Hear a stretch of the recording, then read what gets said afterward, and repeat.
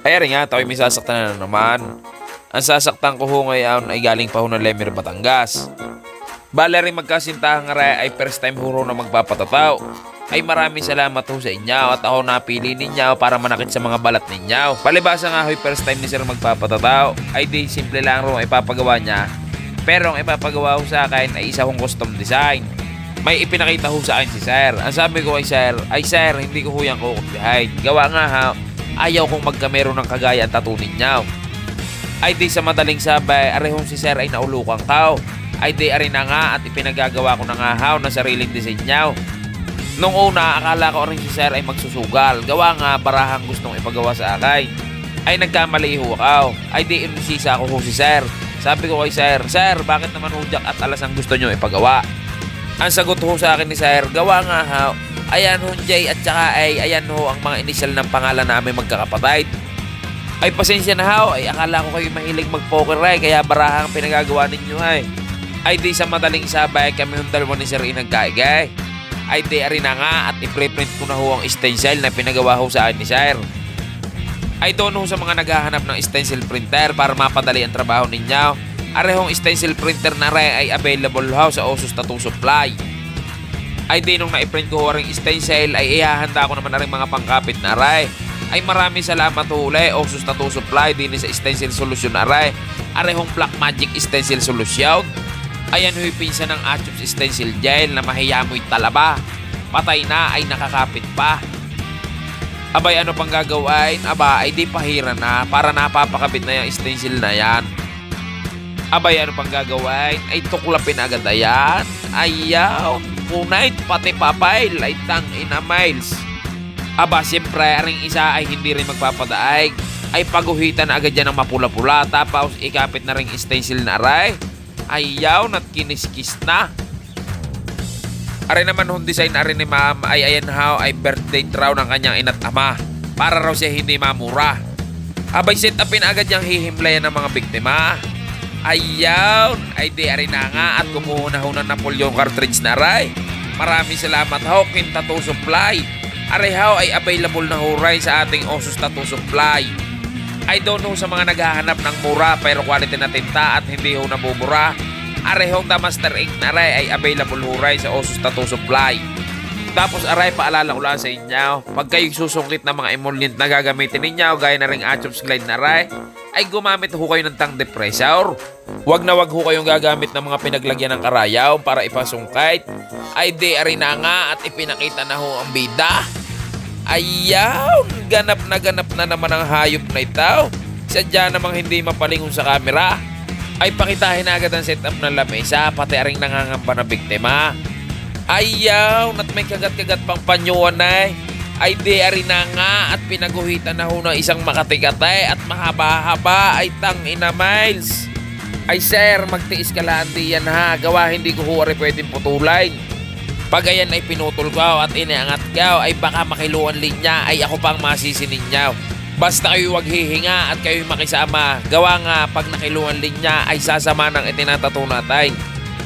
Tsaka ari lang ho masasabi ko sa inyo. Ay tiis, gusto mong tumipo eh. Ay di ari na nga, paghuga na rin ang inuuna ko sadya ay aring parting ibaba. Para ho ang stencil ay hindi ho nabubura. Pero ho sa buhay, ang inuuna ko ho sadya ay ang aking pamilya. Gawa nga ho, sila ho ang pinakamahalaga. Pero din ho sa pagtatataw, ang pinakamahalaga ho dapat ay marunong ho kayo mag-drawing. Sa tunay lang ho, pagkakalimit ko ho makatanggap din ng mga message, yung mga nagtatanong sa akin kung kailangan raw ho ba sadyang marunong mag-drawing para ho maging magtatataw. Gaya ho ng mga garning mensahe. Hi Sir Aljaw, Sir, ask ko lang kung pwede mag-aral ng tataw kahit hindi marunong mag-drawing. Plano ko po kasi mag-aral magtataw. Naka-order na din po ako ng gamit pantataw.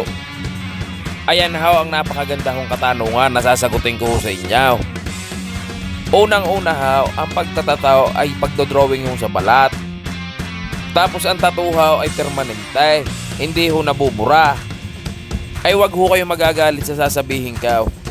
Sino ho sa tingin ninyo ang magiging kliyente ninyo?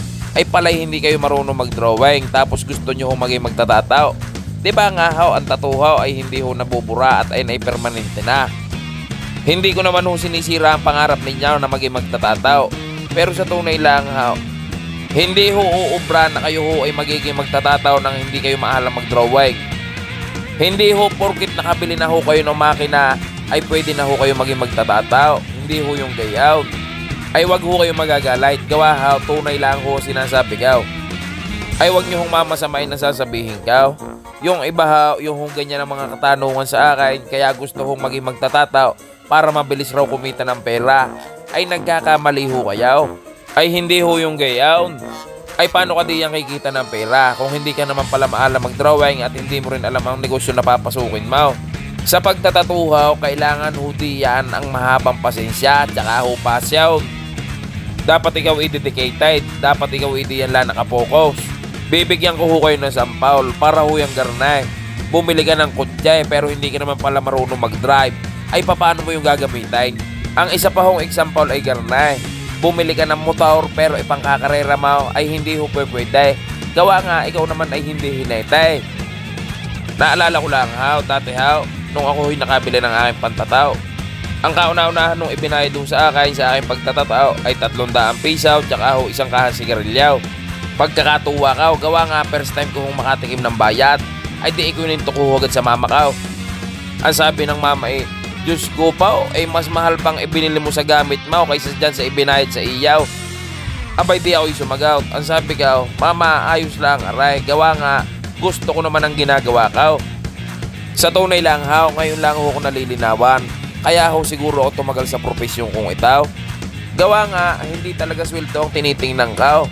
Ang gusto ko sadya ay aring ginagawa ko, gawa nga mahal ko rin trabaho ko. Ituturo ko sa inyo ang pinakamatinding sikreto. Huwag mong pagtingnan ng kikitain mo at mahalin mo lang ng sobrang iyong trabaho.